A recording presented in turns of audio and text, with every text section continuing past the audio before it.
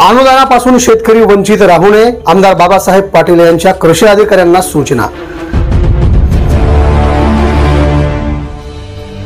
शासनाच्या तुघलकी नियमामुळे अनुदानापासून अनेक शेतकरी वंचित राहण्याची शेतकऱ्यात भीती।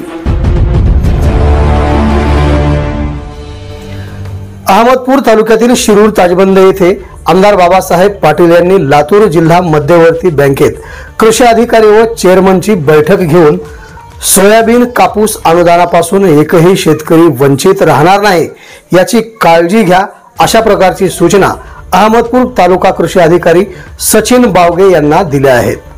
आमदार बाबासाहेब पाटील यांनी मागील वर्षी सोयाबीन व कापसाला योग्य दर मिळाला नाही, त्यामुळे उत्पन्नापेक्षा अधिक खर्च झाल्यामुळे मुख्यमंत्री एकनाथ शिंदे, उपमुख्यमंत्री देवेंद्र फडणवीस, उपमुख्यमंत्री अजित पवार व कृषी मंत्री धनंजय मुंडे यांच्याकडे पाठपुरावा करून शेतकऱ्यांना सन 2023-24 या सालात ज्या शेतकऱ्यांनी ई पीक पाहणी केलेली आहे अशा शेतकऱ्यांना शासनाकडून हेक्टरी 5,000 रुपये प्रमाणे 2 हेक्टर क्षेत्रापर्यंत अनुदान जाहीर झालेले आहे।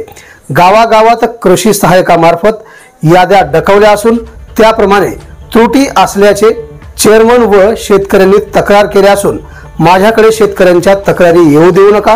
जर शेतकऱ्याचे नाव यादीत नसेल तर अशा शेतकऱ्यांची कृषी सहाय्यकामार्फत त्वरित राज्य शासनाकडे कळवावे, अशा सूचना बैठकीत दिल्या।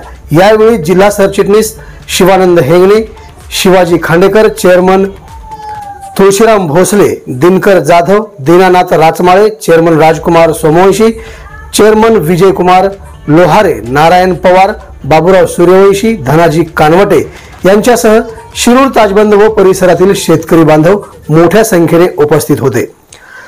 सरसकट अनुदान ही तर सरकारची फसवी घोषणा असून शासनाच्या ई पीक पाहणी असल्याशिवाय अनुदान नाही हा तुघलकी निर्णय असून सरकारला शेतकऱ्यांना मनातून अनुदान द्यायचे असेल तर ई पीक पाहणी अहवाल कशासाठी घेत आहे असा प्रश्न उपस्थित करून तलाठ्यांकडून याद्या मागून सरसकट अनुदान द्यावे अशी मागणी शेतकरी वर्गातून होत आहे।